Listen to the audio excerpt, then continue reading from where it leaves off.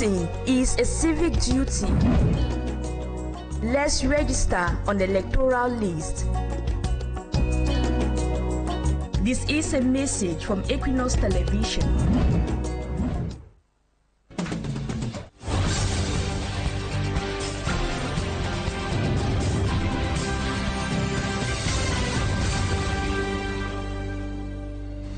It's time for the news. Good evening and thank you so much for joining me. First, our major stories. Uneasy calm reigned at the Douala Lokbaba Hospital today following the controversial death of a newborn triplet, while the parents are denouncing what they qualify as negligence on the part of health personnel.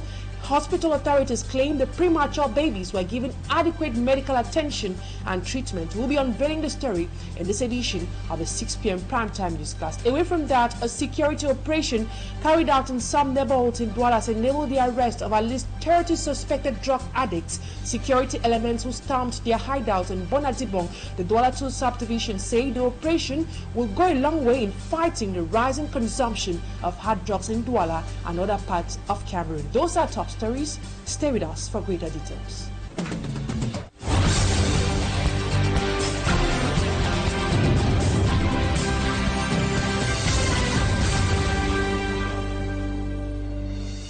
Once more, good evening, ladies and gentlemen, and thank you so much for choosing Equinoxe Television for presentation. I am Immaculate Frogway. About 30 people, amongst them women, have been arrested for consuming hard drugs in the Bonadibong neighborhood, the Douala 2 subdivision. The arrest was made during a joint operation supervised by the governor of the Littoral region, Samuel Neva Diboa. Smart Jikan Gabriel now presents to us a scene of that operation in this report. From a first thought, one will think the police officer wants to catch a rat mole. With normal smoke not able to remove it from the hole, when tear gas was used, the result was shocking.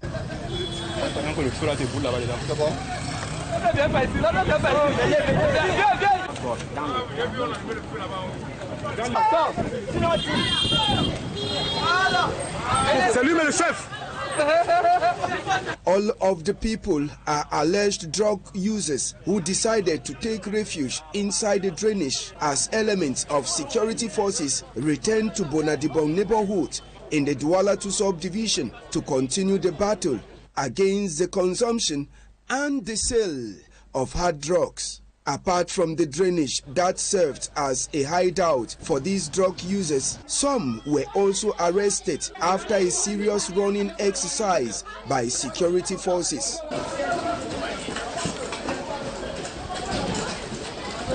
A total of about 30 drug dealers were arrested, amongst them women, alongside some drugs seized by the security forces. The operation was jointly carried out by the Central Police Commissioner No. 1, elements from the Mobile Intervention Police Unit of Bonanjo, alongside forces from the Criminal Police Unit of the Judicial Police Station. Security forces say the exercise, which has started, won't stop until bad seeds are rooted out completely from the economic capital. Samuel Neva Diboa, the governor of the Littoral region, is supervising the raid, which has been placed under the control of the regional delegate of national security, Heve Marie Ondua. In the same vein, 6 individuals are currently being investigated after they were arrested with hard drugs ready to be distributed. Thanks to reliable information, they were intercepted by gendarmerie elements in Yaounde. According to security elements, the sale of these hard drugs accounts for the high rate of insecurity in several parts of Cameroon. Malaglory has details. Since the month of December 2024, gendarmerie elements in Yaounde have been investigating the proliferation of a new and dangerous type of hard drugs in the nation's political capital. This operation was launched in response to mounting concerns over drug-related crimes, aims to dismantle this network reportedly involved in the trafficking of cocaine and Indian hemp. According to security officials, the network consists of 6 individuals and the drugs are imported from foreign countries like From France, Brazil, Canada, and USA. After they buy these goods, these drugs in these foreign countries, they smuggle these goods into Cameroon by inserting these things in their luggages to escape the control of the custom and all the controls at the airport. After the arrest of the 6 individuals, the drugs were seized. The head of the Central Judicial Research Unit of the National Gendarmerie, Lieutenant Kowub Diedene, says that the drug also are costly. A gram of this drugs is worth 15 to 20,000 francs.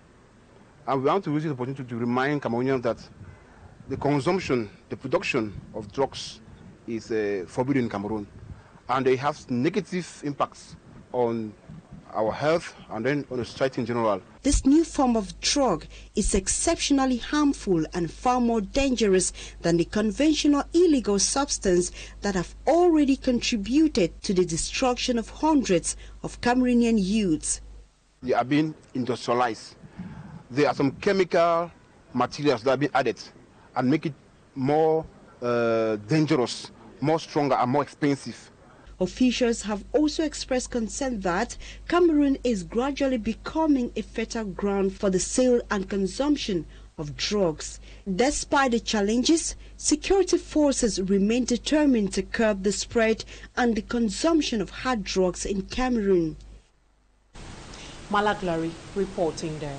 A network of human traffickers has been dismantled in Bafoussam by security forces of the West Gendarmerie Legion. Dozens of people who were being introduced into the illegal activity say they were misled.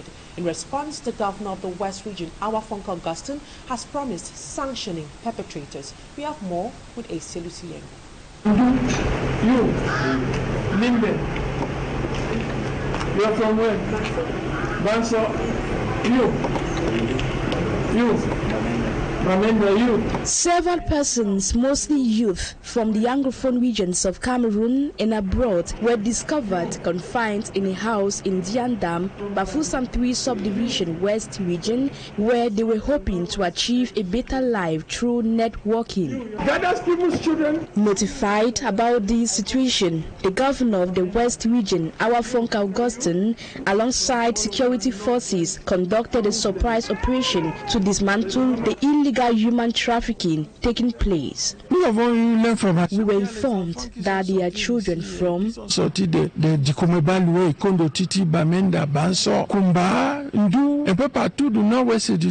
who were invited here for networking, but hiding behind this is a scam. From morning to evening they shout. The reason for the shoutings we don't know, and most times they don't have what to eat. The governor in anger vowed to take strict measures against those involved in trafficking while initiating an investigation. Come and put them here and deceive them.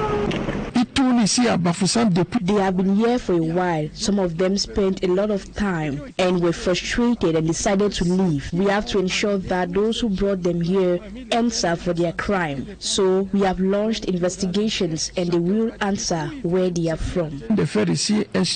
While waiting the results of the investigations, all individuals found in the residence were arrested for questioning and taken to the Gendarmerie Legion of the West region. However, some sources revealed that these individuals were recruited by a separatist group planning attacks in the West region. Now we talk something else. The governor of the Littoral region, Samodjit Dibois, made a tour in some localities in Douala to check the situation of hygiene and sanitation. While visiting Bonaberi in the Douala 4 subdivision, the governor noted that though there are still some filthy areas, local mayors are doing a lot to ensure that the operation Douala Clean City is respected. Geneva Diboa as well acknowledged that areas of the city of Douala are still dusty, but he lauded efforts of ladies who wake up very early every morning to sweep the streets of Douala and to ensure plastics are dumped in waste cans and not on roadsides or, let's say, gutters. Now, let's take a listen to Governor Geneva Diboa, who is speaking shortly after his tour in this excerpt. These two, I would say that the city of Douala has increased as far as hygiene and sanitation campaign is concerned. We are dealing with many challenges. We have the problem of dust that are around us, and we have many activities in our markets that make us to have some hindrance concerning this hygiene and sanitation. So the mayor implementing this program of Douala Clean City is just doing a good job, and it is not working alone. We have the ladies that came to help the city, the council to work as far as this program is concerned. So we are not disappointed. We are just giving them congratulations for what they have done, and let us keep on doing it. We have many companies that are involved, but some difficulties as far as financial problems are concerned can make some hindrance. But we are sure that we are going to keep this level of cleanness in this city, so that Douala has to be one of the best cities where to live. Today, January 23, 2025 marks exactly 10 years since the former mayor of the Douala 5 subdivision, Francoise Foning, died or passed on to glory. In the report coming up next, Innocent Aze profiles this lady who was qualified by many as an Iron Lady. His report. Qualified as an exceptional woman by her admirers, Francoise Foning, former mayor of the Douala 5 municipality, died on January 23, 2015. This January 23, 2025 clocks 10 years since she died, leaving behind an indelible political legacy. Born in Bafo in the West region in the late 1940s, Francoise Foning made Douala her adopted land. Her journey illustrates the resilience and political commitment of a woman. Upon her arrival in the economic capital, Douala, she became a pillar of the CPDM party. Her commitment and support given to President Paul Biya was utmost and unconditional. She was a strategist of mobilization capable of assembling and inspiring people. Her perfect mastery of the language and love for culture permitted her to go beyond boundaries and keeping close relations, particularly with the Daido chiefdom. None of her political actions were taken without the blessings of traditional rulers or chiefs, illustrating her respect and pragmatic approach. Cameroonians on Friday celebrated a woman who transcended the traditional boundaries of political engagement. Her legacy goes far beyond partisan divisions, embodying a vision of public service imbued with passion and determination. A series of commemorative events took place from January 23rd to end January 24 in Douala and Chang, cities which forced her political personality. An ecumenical worship in Bepanda marked this moment of national commemoration. Young generations see in her a model of commitment. According to her collaborators, she left the political scene when the party needed her most. Now we take our major lead story. An aggrieved family in Douala is accusing the Lokbaba District Hospital of negligence, which led to the death of their newborn triplets. In an exclusive interview, family members say their premature babies were bundled in cartons and enclosed by bottles of warm water and referred to the Lakantini Hospital, where they died shortly upon arrival. An accusation denied by hospital officials who say the premature babies were given adequate medical attention and treatment. Details with Fomi Armstrong Sanda. Kemeni Odre is the elder sister and guardian of Ngenga Mahiva, mother of the deceased triplet. She was with Maiva in the hospital before, during, after the controversial delivery and transfer of the kids that turned bitter. She says her sister arrived at the hospital at about 2 a.m. on Wednesday, January the 23rd, 2025, experiencing contraction. After several hours without delivery, the midwife and the gynecologist prescribed some medication and an ultrasound, which was immediately paid for and carried out. Few hours later, according to her, her sister was delivered of her first baby. Then the second and the third. L'enfant est sorti pleurer. On a encore déposé là-bas. On a fait l'autre. L'enfant est sorti pleurer bien. According to her, it was after the delivery that the medical team informed them that they had to go either to the Douala Lakintini Hospital, the Douala General Hospital, or the Douala Gyneco-Obstetric Hospital. Maintenant, on a dit qu'on va faire comment? On met dans le sac. She says was when the babies were wrapped and bundled into cartons for the Douala Lakintini Hospital. Unfortunately, one of the babies died before they could reach the Lakintini Hospital, she says. She further reveals that 2 other babies died while being saved by doctors at the Lakintini Hospital. Her last statement, however, matches with that of a trusted source at the Lokbaba District Hospital, where no official communication was made on the issue. A close source who did not want to be named told Equinoxe Radio and Television that the woman came with a 4 months pregnancy, denying claims that she was neglected by the hospital facility, arguing strongly that the issue was not a lack of incubators at the Lokbaba District Hospital.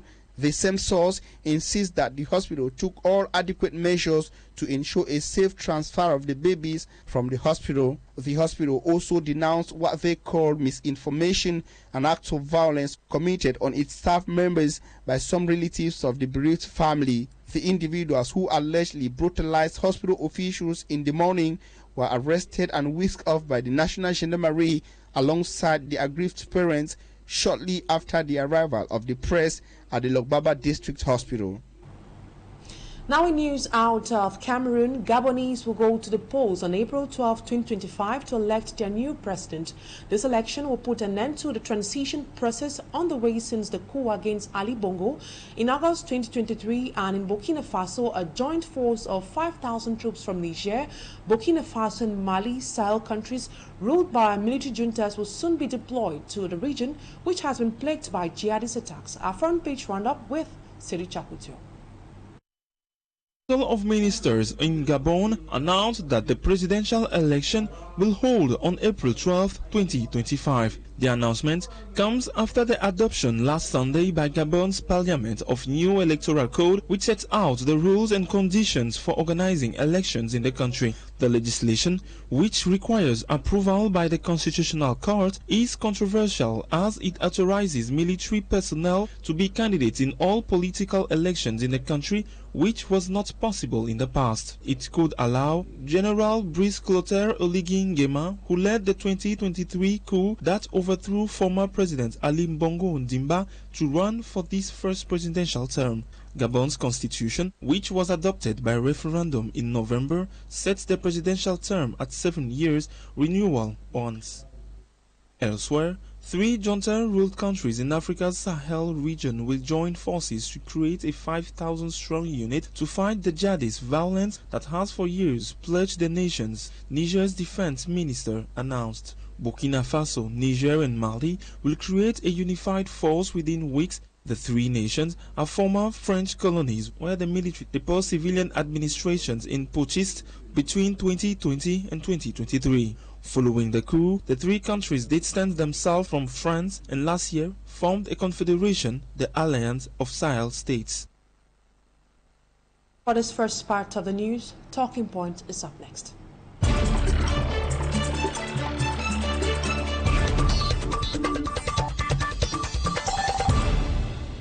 My guest tonight is G. Lucas. He is a human rights defender. Good evening. It's a pleasure to have you on Talking Point tonight. Good evening, Immaculate. It's a pleasure of being on Talking Point.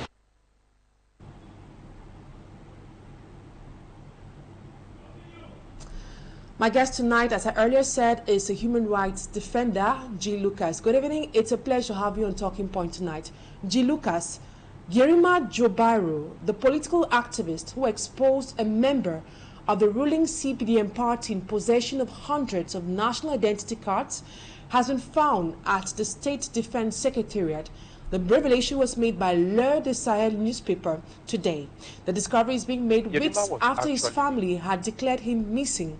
He was arrested in Yaounde and bundled to Yaounde without the knowledge of family members. According to you, are there any legal justifications for the arrest of the whistleblower? Yerima was actually declared missing by his family. And days later, it was noticed that he is in set in Yaounde. I think the sector of defense in Yaounde. It's very unfortunate that the family got to know where he is only after they had declared him missing. What we have to look at is the circumstances surrounding his abduction. Because if it were a duly established case wherein the arrest warrant was established, it is obvious that Yerima's family wouldn't have declared him missing before knowing where he is. It is not an issue that he was brought to set, but the circumstances under which he was brought to set is what we have to denounce. Yerima Basiru, as we all know, is the person who alleged that there is somewhere and there is someone producing voters' cards. And we must not forget that we are talking about elections and presidential elections, a very vital election in Cameroon. And Basiru was actually talking about the production of voters' cards in a time like this, that the people need to know. Of course, we are against the rigging of elections. So it's unfortunate that Yerima was abducted and brought to set. I want to believe that Cameroon is a state of law. And being a state of law means that no matter someone's crime, we are not in a state of emergency. It was not a case of flagrante delit. That is, he was not actually caught red-handed. That someone will say, okay, he was taken, there was no need for the warrant of arrest.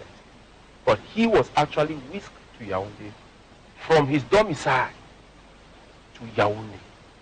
Imagine the number of kilometers before the family could know, days after they had declared him missing. So I think that it is a human rights violation. And such violation is what we have been talking about for these years. And it would appear it is nothing to the ears that matter. But I want to believe that it is coming to add to the negative position as concerning human rights. Lucas, enforced disappearance seems to be a new trend in Cameroon. We have seen several cases in the conflict northwest and southwest regions where young boys are bundled in peacock vehicles and taken to unknown destinations, leaving their family members in distress. As a human rights defender, can you enlighten us on such cases that have occurred in your region? In terms of conflict, such as what we have on the ground, you know, the conflict we had in the northwest and southwest regions of the Republic of Cameroon, and the fighting that we are fighting, the anti-Balaka rebels from the east and around the eastern region of Cameroon, or the east region, and up at the north where we have Boko Haram. The situation usually is not the same. But generally, it is not peculiar to Cameroon that whistleblowers are actually whisked or disappeared, or there's always the sudden disappearance of people. It is not peculiar to Cameroon. But we are not saying that we should be part of what is quite negative, because we must be the pace setter. We should be the people who set the precedent of what is right. Of course, we have to be exemplary when we talk about the different conventions on human rights that we have ratified, such as the CAT Convention, such as the convention that, of course, is there to preserve and to promote the rights of persons. Now, for example, The disappearance of people, it is because in most cases, two groups are usually responsible for certain disappearance. You have the militia groups that are often created. You have the groups that are fighting.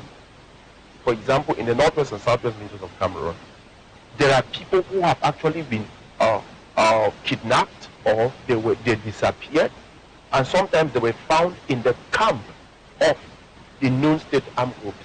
But in the case of Cameroon, most often when people disappear, you tend to discover that they were in the camp of the state security forces. I'll take the case of Samuel Wazizi.